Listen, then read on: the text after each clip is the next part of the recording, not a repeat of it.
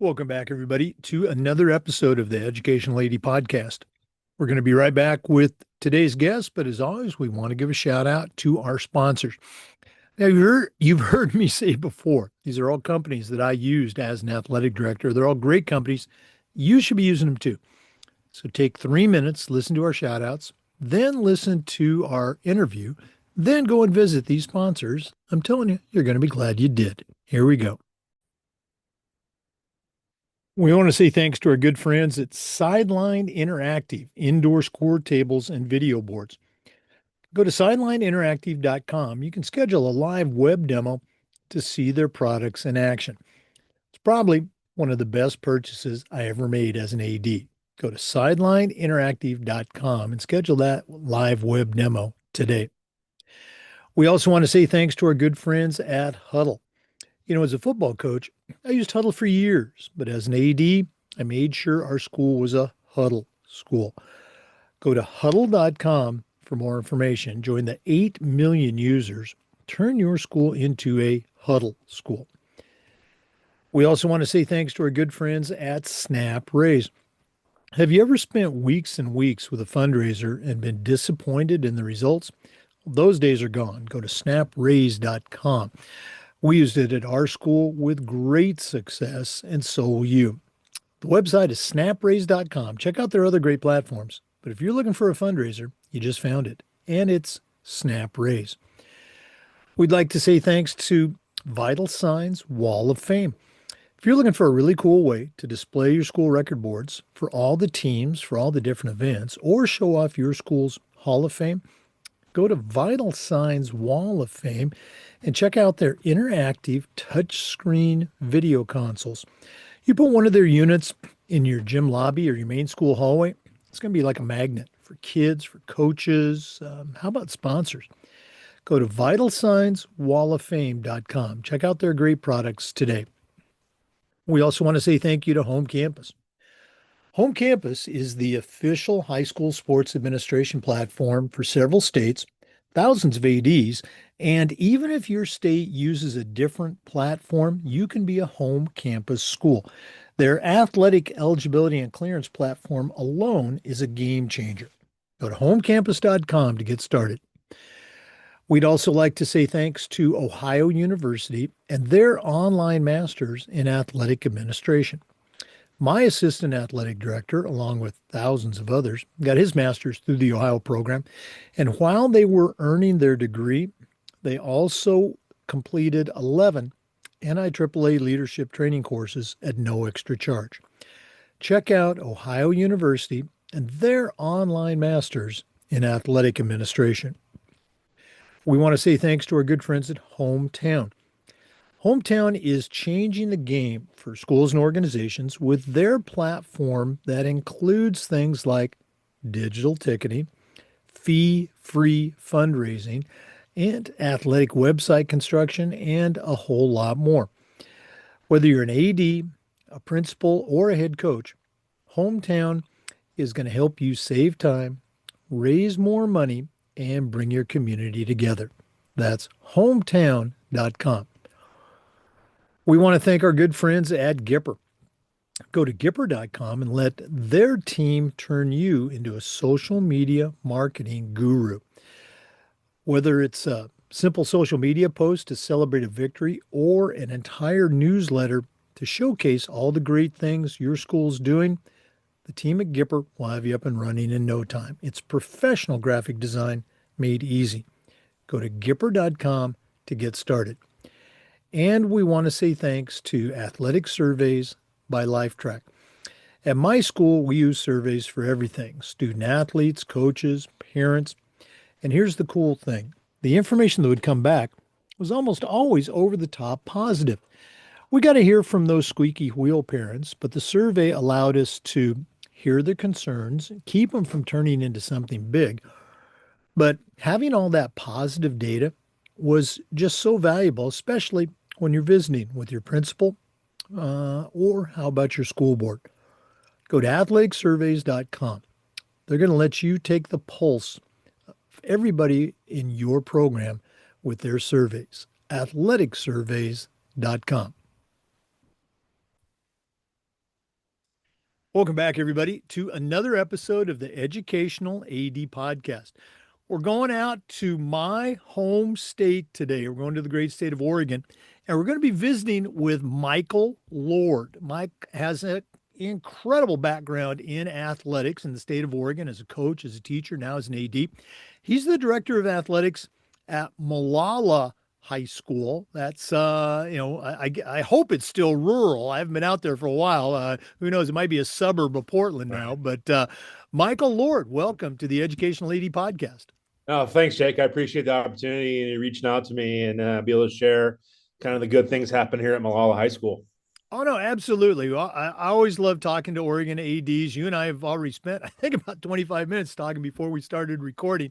But let's go and share with our listeners. We always like to let them have a chance to get to know our guests. So give us your quick bio, where you were born, where you grew up. This segment will let you take us up through your college days, and then we'll take a break. But what's the Michael Lord origin story? Well, Jake, I'm an Oregonian through and through. Born in Portland, went to high school and from Oregon City High School, Oregon City, Oregon.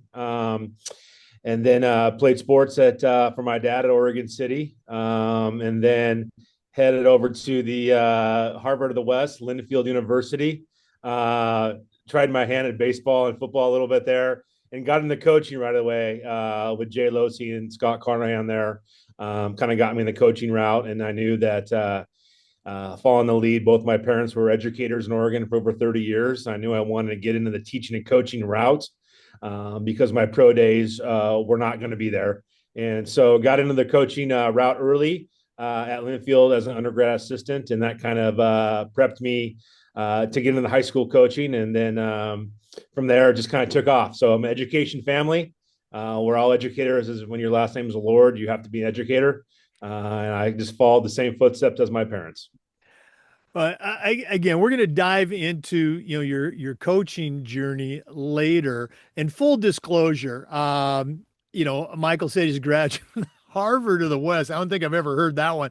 At least towards Linfield. My undergraduate days were spent at Forest Grove, Oregon, at Pacific University, and I guess they were rivals of a sort. It was really kind of a one-sided rivalry. Maybe it's changed a little bit now, but. I want to go back even further. Let's go back to those Oregon City days, even before Oregon City High School. What was it like for you? You mentioned your dad was a coach, your family was educators, but what was it like? Was there a hoop in the driveway? Were there backyard football games? Were you breaking into the Oregon City High School stadium to play touch football? What were those days like as a kid? I tell you what, I wouldn't change it for a bit. We'd this was before alarms at the building. So as if you know Oregon City High School, we were down at the old campus in downtown Oregon City, the old school. So we'd take my dad's keys, and we'd spend basically every Friday and Saturday night playing gym football, hooping in the gym. And that's kind of how we grew up, coming home late from the gym. So back then it was a great place to be. It still is a great place to grow up. But we're basically with our buddies hooping and playing gym football. It's all we did throughout our high school career, growing up in Oregon City. Now, I'm a few years older than you, but I had this conversation recently with another guest about my age. And, when we were kids, it was getting on the bikes, it was riding off and all day long, you're gone. You might be playing football, you might be doing something maybe you shouldn't be doing, but your parents had no idea where you were at. And then Right. you got home in time for dinner, maybe went back out and played in the street a little bit till the street lights came on. Um, for your generation, was did your parents know where you were? Obviously, your dad gave you the keys, but were you a free range kid growing up? Well, sometimes he didn't know we had the keys, but yeah, we did. And we lived, we had I had a great high school career or high school community growing up. And actually we're still great friends today. So there was a group of 15, 20 of us that were always together, somewhere doing something. And usually it was sports related. Like I said, the gym or down in the stadium, doing something, playing and messing around that way. Now, again, generationally, for me, there was little league, and I really wasn't that good at baseball. So my first sports experiences, organized sports, really were in junior high. How about you? Was there, youth sports for you, or was it, Oregon City Middle School or whatever the middle school was that was your first brush with organized sports? Well, baseball wise, I started early. My dad was a baseball coach. He's still coaching baseball today, almost 60 years. So I started early that route. And then I didn't really get into my dad was coaching football at Lewis and Clark College at the time. So his games were on Saturdays. So I was always around the team. So I didn't want to miss those games. So I didn't play youth football growing up because games were on Saturdays. So I didn't really start football wise until my middle school career. But basically it was like anything else: baseball in the spring, football in the fall, and basketball in the winter. That's kind of what we did, and we spent our time in the gym all the entire year. So is it safe to say your high school days, you were a multi-sport athlete? You weren't specializing year round? No, I was a three sport until later on, and I kind of migrated to football and baseball. I knew that basketball wasn't going to be my thing eventually, so I thought I liking towards the football and baseball route for sure. No, I talk about my high school basketball career, which really was no career at all. But yeah, I was not good at baseball, and I gravitated to track very quickly. But football was always there. What are some of your memories of your Oregon City days, either as football or baseball? What are some things that really stick out for you now, looking back as an athletic director? Well, I think was the relationships that we had as students and athletes with our coaches.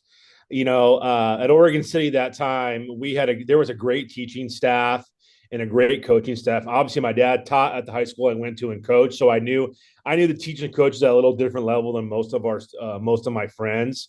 But it was the relationships that those coaches built with us.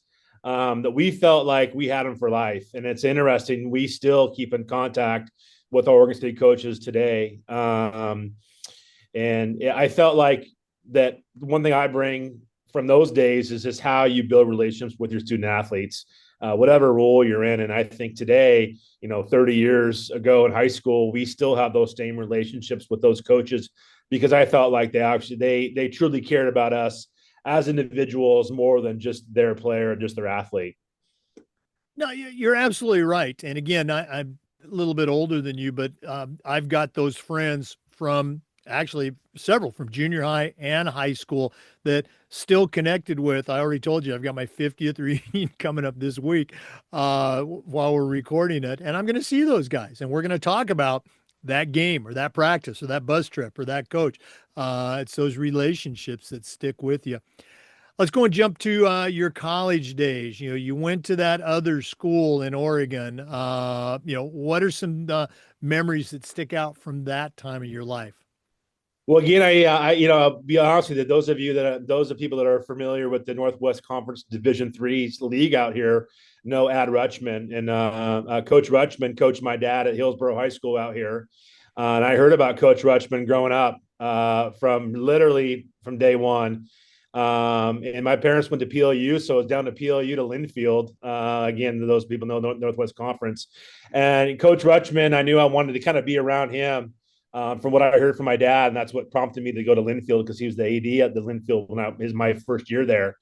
So I went to Linfield, and I wanted to be a football and baseball player, but I was a kicker at Linfield, and I came back for my second year, and I went down the depth chart and saw my name like low on the depth chart. And last night I checked, I was like, well, they really only have one kicker that plays during the year, and I didn't think they'd probably use seven kickers at all in a game. So the time went to Coach Jay Losi, who was instrumental in getting me dialed into coaching, and said, "Hey, what can I do to help out the football staff?" So I was a 23rd assistant, probably at Linfield, and I was the advanced breakdown scout. But I don't take those days back at all because that's kind of taught me the game of football, but it taught me more importantly a work ethic about what coaching is. More than just coaching on Saturdays and Friday nights. So I really owe a lot of that to Coach Losi. And same with the Coach Carnahan. I was a pitcher, but again, short-lived baseball career. And Coach actually offered me to coach the JV baseball team in Linfield as a sophomore. So I did that for 3 years. So again, kind of jump started my coaching career because I knew that's what I wanted to do. Well, I'm going to throw a name at you. Brandon Standridge. Is that name ring a Yes, bell I for was just you? in fact I've been in contact with him because we were going to use his baseball field last spring for a game with Hidden Valley. Yeah, he was, if memory serves, he was at Linfield, and I think he told the story when he was on the podcast about his basketball career wasn't going where he thought it might go, and he was like the women's JV basketball coach at Linfield. Were you guys there at the same time? No, he's a little younger than I am, but that story is not that's how a lot of us that are Linfield graduates started our coaching career, and that's why that place is so special to a lot of us because it allowed us to get in that coaching route right away and get some experience. Oh yeah, I mean, what a great environment to be a young coach, and have some master coaches there to help out when needed. Very, Right. very cool. Um, We're going to talk about your career journey in the next segment, but before we do, um, you already alluded to your pedigree, your family, starting coaching early. Did you know right away, hey, I'm going to be a coach, maybe a high school coach? Was that always kind of in the back of your mind? Yeah, a little bit. I also have a intense passion for field maintenance. I have a big grass background, working at golf courses, and I wanted to. A good friend of ours, many of you out here in Oregon may know Mike Hebard, who runs Athletic Field Design, helps us out here in Oregon with all our fields. I kind of wanted to go that route, maybe own my own business and get into the grass maintenance side of things. But then as I got in the business side, I said, wait a minute, I got to take some math classes. I'm out. And so it kind of brought me into the history thing and got my history degree and led me in that route of teaching for sure. All right. Well, again, I'm sure your students and your athletes are glad you took that route. Let's go and take our first break. We're talking today with Michael Lord. He's the director of athletics at Molalla High School. That's in the great state of Oregon. We're coming back, so please stay with us. This is the Educational AD Podcast. We want to say thanks to our good friends at Sideline Interactive, indoor score tables and video boards. Go to sidelineinteractive.com and you can schedule a live web demo to see their products in action. You've heard me say before, probably one of the best purchases I ever made as an AD was our Sideline Interactive indoor score table. Go to their website, make sure you mention the podcast, and schedule that live web demo today. That's sidelineinteractive.com. We also want to say thank you to Huddle. As a football coach, I used Huddle for years, but when I became an athletic director, I made sure that our school was a Huddle school. Our coaches, all of our coaches, just loved the tools that Huddle provided. Our student athletes loved the videos, and our parents loved the streaming, but there's a whole lot more. Go to huddle.com, join the 8 million users, and turn your school into a Huddle school. That's huddle.com. Yeah, Jake, I want to just take a quick minute to also reiterate how important Huddle has been to us at Molalla High School. We're a full Huddle school. And what I really appreciate about Huddle is the customer service. They're great at getting back to me with potential issues that we have. And this year, we're turning most of our ticketing over on the football side to Huddle. And so I really appreciate what Josh and Chad and Chase have done for us at Huddle, and they're supportive to us. So it's a great thing. If you're not on it, look into it and get that thing going because it's a huge game changer for your athletic department. No, I appreciate you sharing that, and again, you're absolutely right. The customer service, that Huddle provides is just phenomenal. Um, what's some of the feedback that you've gotten from your other coaches? Huddle obviously got its start in football, but what do some of the other coaches? What do they have to say about the Huddle platform? Well, I think the biggest thing, even our volleyball, basketball, and our track uses it and so forth as well. Just the ability to break down games quicker is a big thing. And obviously, the scout service on the stat they provide for our basketball piece. And then one thing I think that gets overlooked is the live stream. As you know, if people know the 4A level here in Oregon, we're mostly rural, smaller schools. So the driving is pretty intense around in this state. So it allows our parents to see games that they can't go to since we play normally 3 or 4 hours away in some capacity. So that live stream is a great thing as well. No, again, you're absolutely right. It's just huge, and everything you said about the other sports using it, we found at our school. I used to love to walk through the gym and see our volleyball and our basketball coaches with their cell phones out programming the focus cameras in the gym because they wanted to video practice. So Sure. thanks for sharing that. Hey, once again, our guest today is Michael Lord. He's the director of athletics at Molalla High School, and that's in the great state of Oregon. Mike, you already shared with our listeners how you got started in coaching at Linfield as an undergrad. Take us on your journey post grad, some of the stops you had as a teacher and coach that has brought you to your current position as the AD at Molalla High School.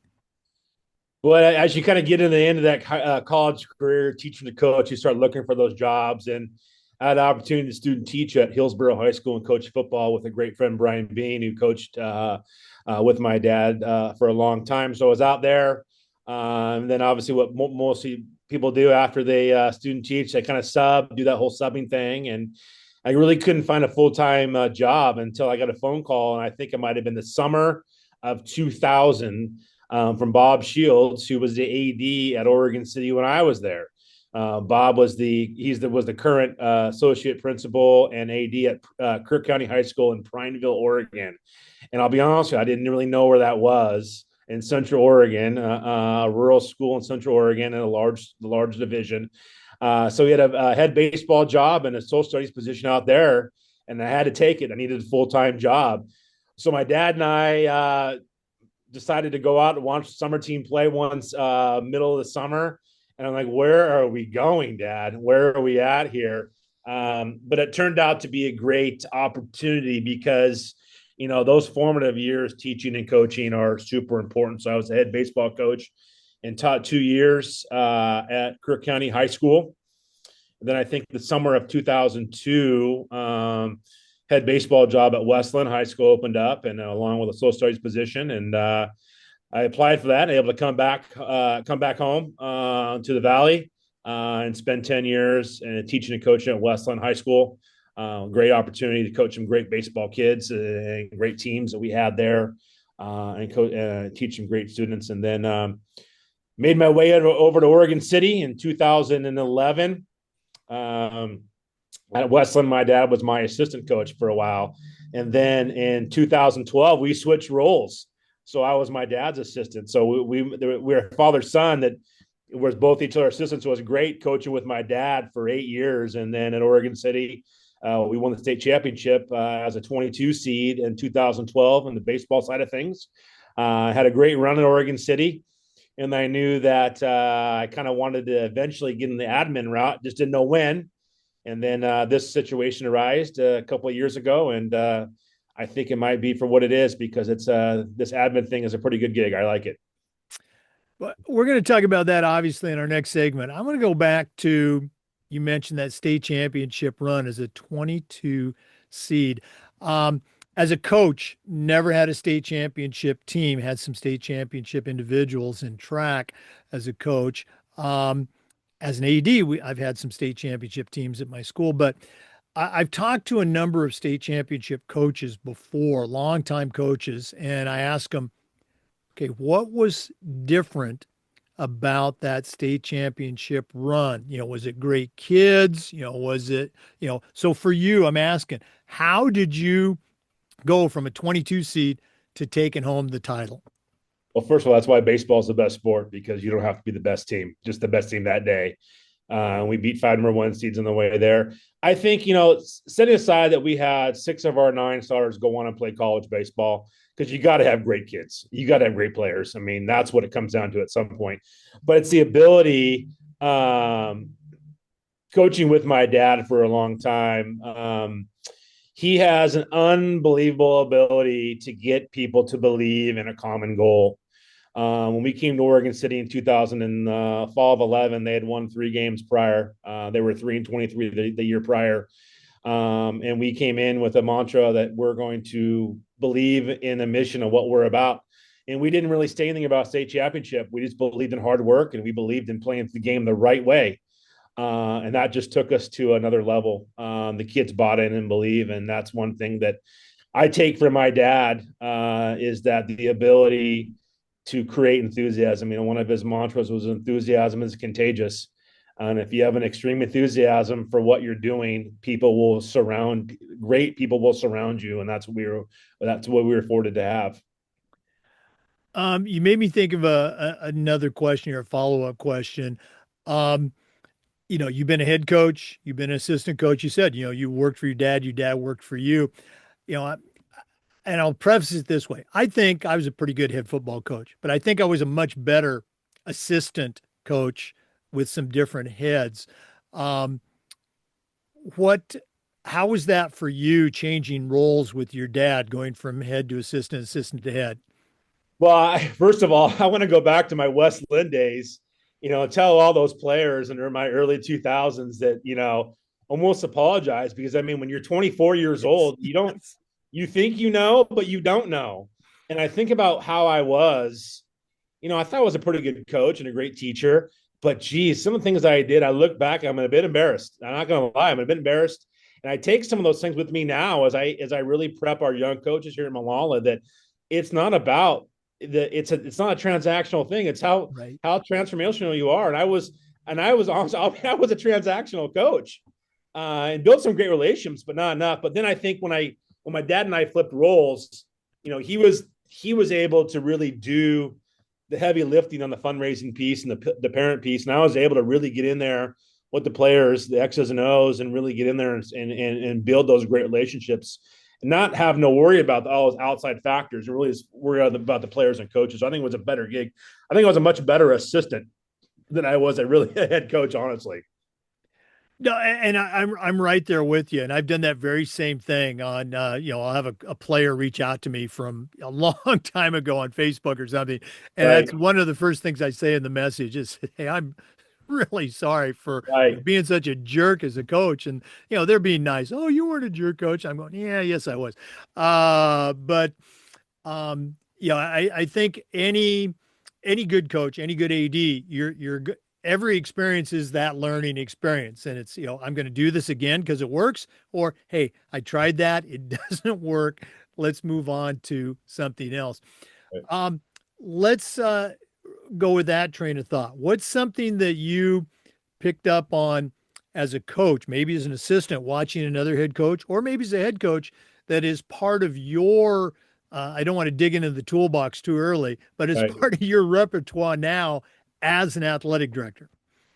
It's a really simple one, but yeah, a lot of people don't do. It's just communicating with your players, but not about the X's and O's of things, just talking with them, learning what they like, learning what they're about. And that's one thing that I think I took as I got into it. And I really took that piece of like, what, if we don't get this done today, is it really going to be in the world? No, it's the world's going to be fine. We're going to still get up and go to things tomorrow. But what am I giving those student athletes and those players to be successful later on and learning and teach them how to deal with those things that baseball brings, because baseball is the great character builder in any sport. And I think that's how I was really able to prep that and go beyond that and just be around them and just communicate with them about anything other than baseball. And that's how that relationship was formed and relationship was built. Yeah, no, again, it's one of the talking about tools. It's one of the most frequently mentioned tools in the toolbox is building those relationships. And you already alluded to it, trying to be that transformational coach. Not even on the grandest scale, but just a little bit, okay, as opposed to that transactional coach. Great stuff. Right. Let's go and take another quick break. Our guest today is Michael Lord. He's the athletic director at Molalla High School in Oregon. We're coming back, so please stay with us. This is the Educational AD Podcast. We want to thank our good friends at Home Campus for their support. Home Campus is the official high school sports administration platform for a number of states, thousands of athletic directors. And even if your state uses a different platform, you can be a home campus school. I'm telling you, the athletic eligibility and clearance platform alone is a game changer. To find out more, just go to homecampus.com. Don't forget to tell them you heard about it on the podcast. That's homecampus.com. We also want to say thanks to Snap Raise. Have you ever spent weeks and weeks with a fundraiser and been disappointed in the results? Well, those days are gone. Go to snapraise.com. We used it at our school with our teams and had great success. I'm telling you, it works. Go to Snap Raise, check out all their other great platforms. But if you're looking for a fundraiser, you just found it, and it's Snap Raise. We also want to say thanks to Vital Signs Wall of Fame.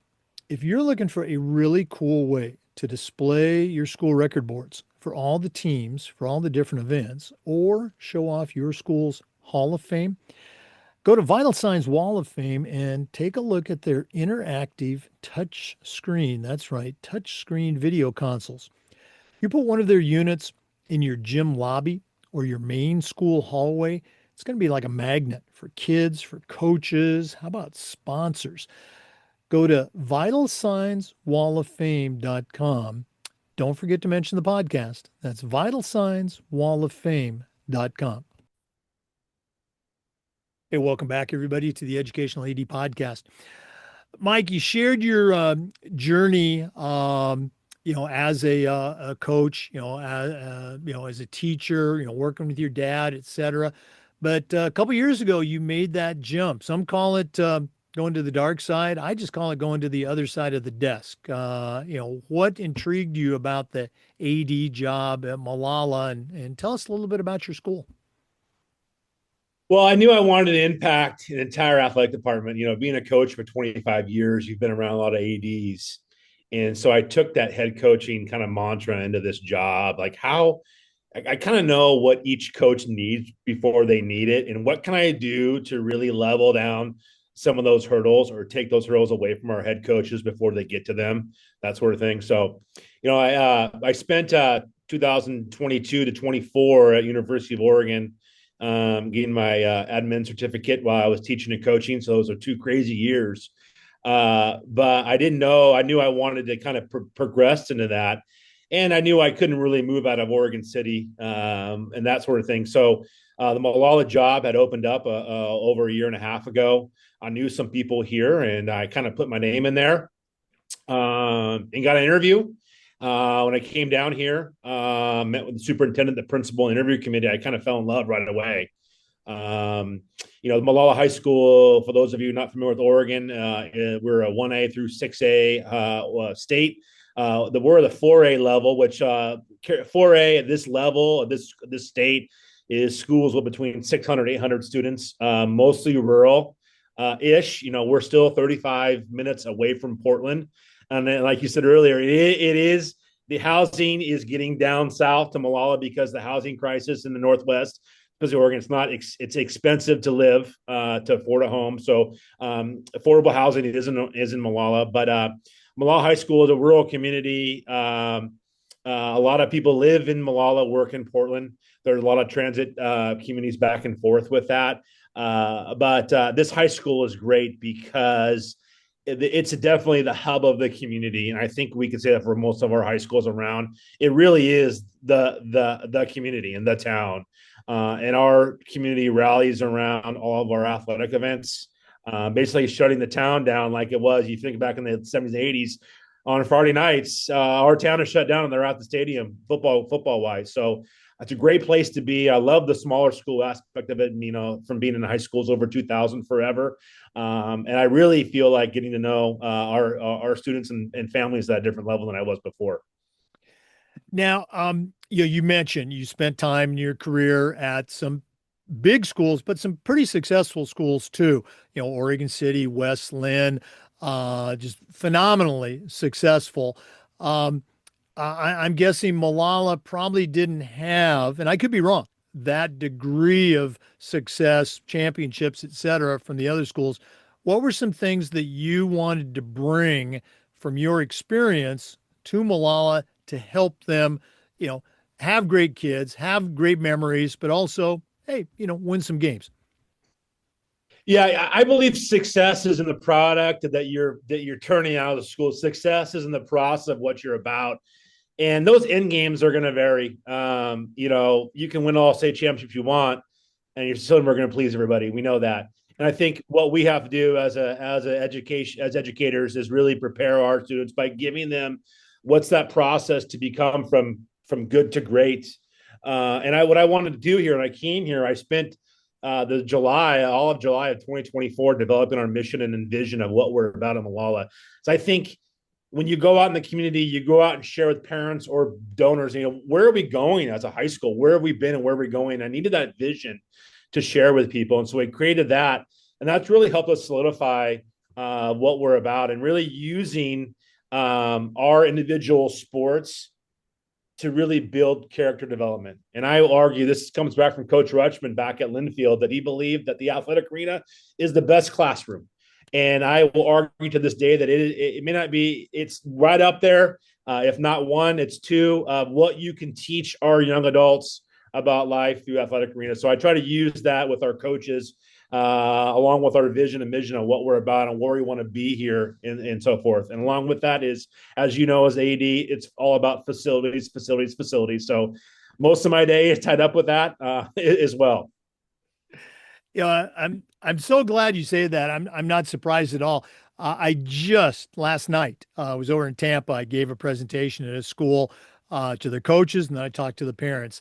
And I said in both meetings, I said, winning is not the goal; it's an outcome of doing the right things consistently. And there's, Ad Rutschman, I mean, who better to talk about successful programs? And he's saying, hey, winning's not the goal. It's, we win because we do the right things.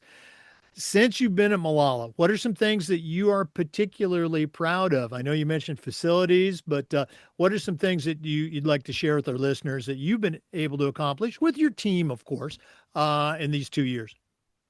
Well, I think the biggest one is I looked back at our statistics last year. I meet with our school board after every season to kind of just update them on where we are, how each season went, and so forth. And just 2 weeks ago, I shared with them we had over 500 students participating in some sort of activity here at Molalla. And to me, that was the big one. I didn't really know it was going to be that high of a number, but that's why I come back to our school board and our community here that our athletic department is really has 500 students involved in it, that we're making a huge impact on over 3/4 of the school. So our goal is to increase that as well. And then the biggest one is facilities. We're still one of the only schools that have a grass football field. As much as I love grass, and I'm a grass person, and I will till I go to my grave. But there are some challenges having a natural grass field. So right now we're in a $3 million capital project fundraising campaign. We have 2 million right now. We have a big donor that's just donated $1 million about 2 months ago. And Jake, after we're done today, I'm going to be on a Zoom with Pence Construction, Les Schwab, and a couple lumber companies around in Oregon, sharing them the vision of what we're about. And then hopefully that can translate into some sponsorships to get that field done and track done this coming next summer. Oh, that's got to be exciting. And I told you I have a Molalla story. It revolves around your original stadium, field, and track. It's too long to go into now, but I'll tell you when we're when we're not recording. I guess if you're interested, hit me up and I'll tell you the whole story. But um, in a best case scenario, okay, when's that first event going to be held on that new stadium turf? Well, hopefully it's September 11th, December 12th, 13th of 2026. A lot of moving parts. We still hold graduation on our football field, so I got to wait for that. I have the Air Guard from DC, hopefully involved in the project. So there are a lot of moving parts. But I did prep our football coach that we may have to be at Estacada, Oregon City, playing home games. But I think that might be a temporary adjustment for what might happen to get later on. Okay. Well, again, in true AD fashion, you're prepared for all eventualities. Okay. Um, Mike, we're going to do this at the end of the show, but if one of our listeners wanted to reach out and pick your brain a little bit, maybe it's about your capital project, maybe it's about how you are building the culture at Molalla, or maybe they just want to add you to their network. What's the best way that they can do that? The best way is just go through LinkedIn as well as our Molalla High School website. Search Molalla High School, Oregon, right on athletics. We're still a smaller district, so it's easy to get to me on that. And I can share with you about kind of what we're about, what we do to build culture. Okay. Well, again, we're going to take another break. I know that's shocking to our regular listeners, but we are going to come back with our guest, Michael Lord. So please stay with us. This is the Educational AD Podcast. We want to say thank you to Ohio University and their online masters in athletic administration. Now, I didn't get my master's from Ohio, but my assistant athletic director did, along with thousands of others, and it was a great experience. And while they were earning their master's degree, they also completed 11 NIAAA leadership training courses at no extra charge. Check out Ohio University and their online masters in athletic administration. We'd also like to say thank you to Hometown. Hometown is truly changing the game for schools and organizations with their suite of solutions that includes things like digital ticketing. They're still the number one digital ticketing provider to schools and colleges. But how about athletic website construction, fee-free fundraising, and a whole lot more? Whether you're an athletic director, a head coach, or a principal, Hometown is going to show you how to save time, raise more money, and bring your community together. That's hometown.com. And we want to thank our good friends at Gipper. Go to Gipper.com and let their team turn you into a social media marketing guru. Whether it's a simple social media post to celebrate a victory or an entire newsletter to showcase all the great things that your school is doing, the team at Gipper will have you up and running in no time. It's professional graphic design made easy. Go to Gipper.com to get started. And as always, don't forget to mention the podcast. Hey, Jake, I also like to shout out to Gipper as well. We used Gipper at Oregon City High School the last couple of years. And I might have said it earlier, but we never have enough time for what we all want to do. And I believe that social media, online presence for our department, showcasing your student athletes is great.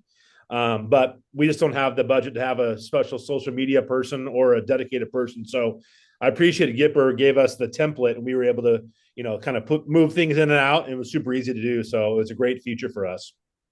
Well, again, you're absolutely right. And that's where the kids are. The kids are on social media, and it's so easy to use. As I tell people, Kipper's so easy, even I can do it. And, talking about we don't have that staff, we don't have a full-time SID or somebody, media manager to do it.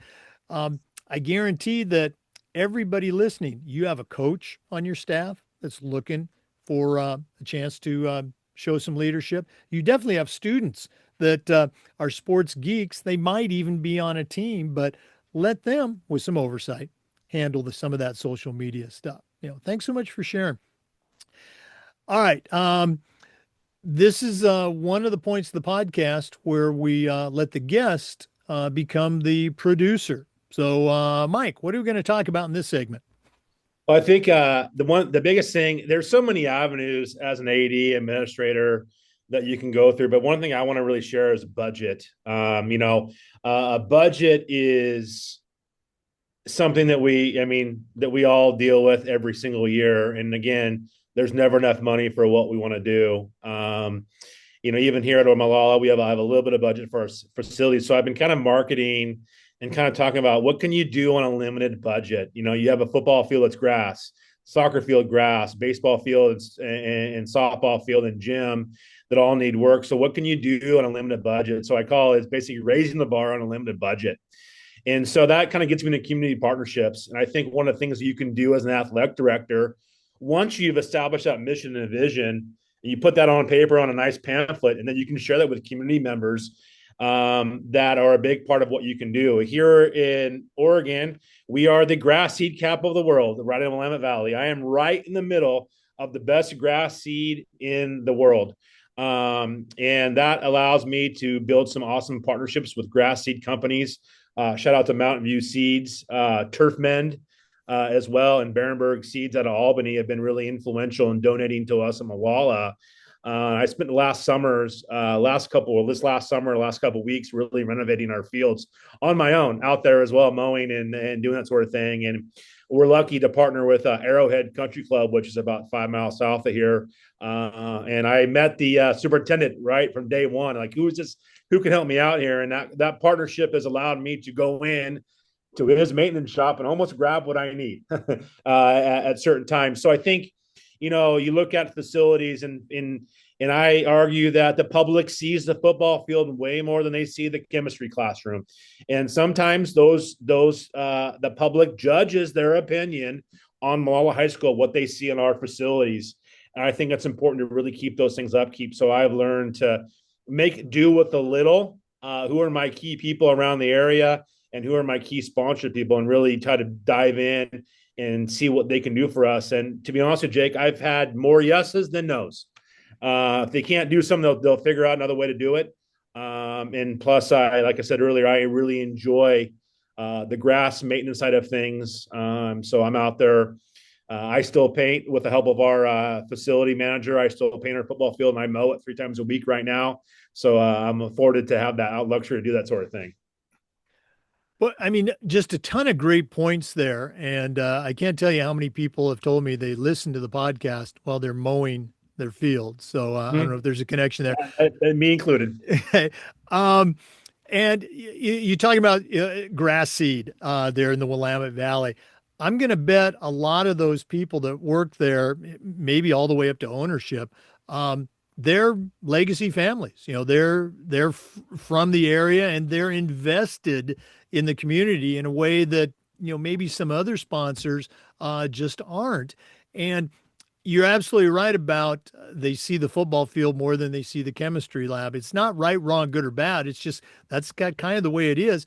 The old cliche, athletics is the front porch of the school. It's a cliche because it's true. And so, let's make sure our front porch is looking the best.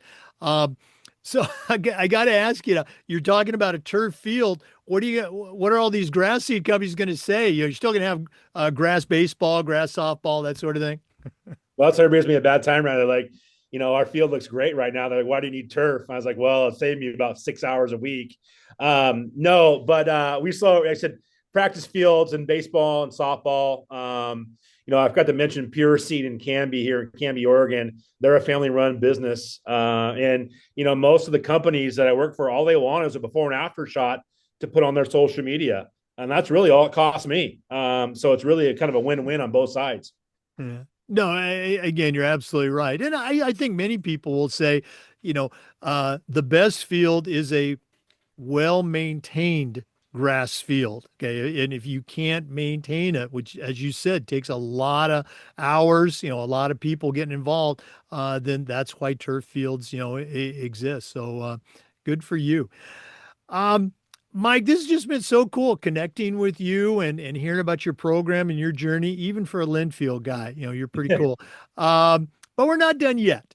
We always wrap up with the athletic director toolbox segment. Now, you certainly know your way around the world of athletics, but in a moment, I'm going to challenge you to send out a brand new athletic director on their first job, but I'm only going to let you put 3 tools in their toolbox.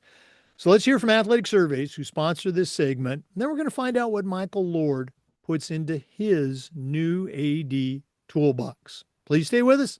This is the Educational AD Podcast. We want to thank our friends at Athletic Surveys for sponsoring the AD Toolbox segment. At my schools, we use surveys for everything, for student athletes, for coaches, especially for parents. And here's the cool thing. The information that would come back on the surveys, almost always over the top positive.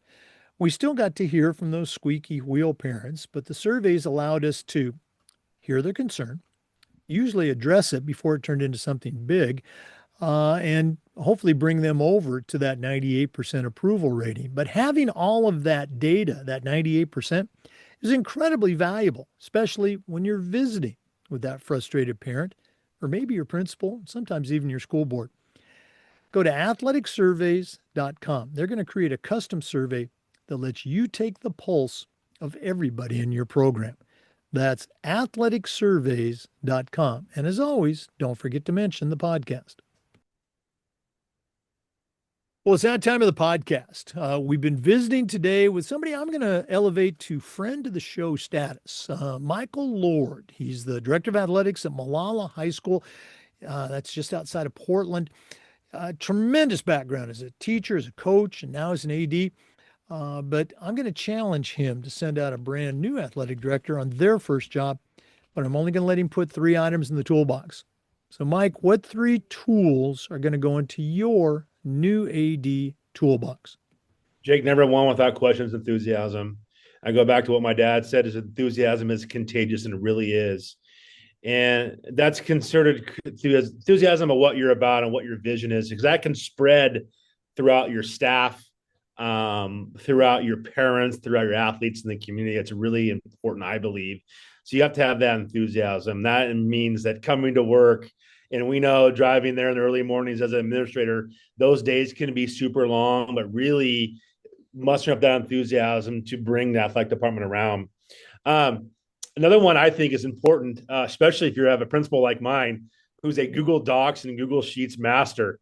I think his Google Drive is filled with thousands of things. So I've had to really up my game on the computer side of things a little bit. And I think it's been a game changer for us in terms of everything is communicated electronically. A lot of our communication is, which has been a big piece of my the workflow of what I'm about, and allow me to really limit that time, because you could be here really 12 to 14 hours a day and not be here enough, if you know what I mean.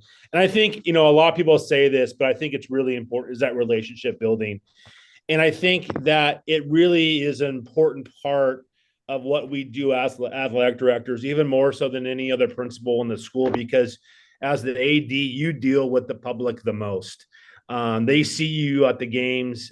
They see you, how you handle students, how you handle parents, and just that innate ability to communicate what you're about and to communicate your vision as a program. Because if you communicate that directly, yeah, you're always going to have parents that are going to disagree, always. But how can someone disagree with using athletics as a vehicle to teach character development? You can't argue that. And so if that's foreign of what you're about, then everything goes back to that. So I think those are a couple of things. I mean, the list is long, but again, I always prided myself in that I wanted to be outpace everybody I worked for. I wanted to be out in front where people try to catch up with me, but as I get close, I keep going more, and I keep raising the expectation, raising the bar. So that's kind of what my mantra and vision is about. And I will say, Jake, with my wife, luckily all my kids are in college, because I can spend probably 12 hours, 14 hours a day here. I don't know if I could do this job 10 years ago. Well, no, you're absolutely right. I tell people we had 3 kids, all 3 were in college at the same time.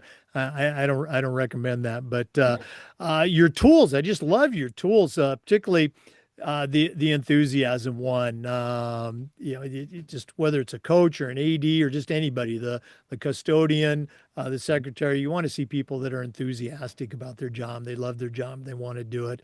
Very cool stuff. Once again, if one of our listeners wanted to reach out and add you to their network, find out how you do things at Molalla High School, what's the best way that they can connect with you? Well, social media is a big one. I'm on LinkedIn. I'm looking at it right now. Michael Lord on LinkedIn, Molalla High School. Also, I'm big on X as well too. I post a lot of my field stuff. I use my X account, Twitter account as mostly my kind of field stuff. So on X, I'm at Coach Seven Lord. Again, on X, at Coach Seven Lord. And I put a lot of what we do at Molalla and even Oregon City on my facility upkeep, those sort of things. And also, Regular website, email, search us at Molalla High School here in Oregon, athletic department, and you can reach me that way as well too. And I'd be happy to share because I believe this job, I would not be where I am without the people around me earlier in my career. And I think we have to use our networking to really elevate our positions as school administrators. Oh, you're so right. It's one of the tools that I recommend the most is build that network when I'm talking to new ADs. Don't wait like I did. And I did. I didn't want to appear like I was a dope, like I needed help. And I was a dope because I did need help and I should have reached out sooner. So yeah, build that network. Mike, thanks again for sharing with our listeners. All the best with your projects at Molalla. And, next time I'm out in Oregon, which is going to be this week, okay, we Right. got to try to connect. Okay. Thanks, Jake. Thank you very much. Hey, for our listeners, we want to say thanks to you and remind you that we upload the Zoom recordings of all of our interviews to the Educational AD Podcast YouTube channel. We do this just about every day. Try to share stories from the world of athletics along with some best practices. So please come back and join us again for the next episode of the Educational AD Podcast.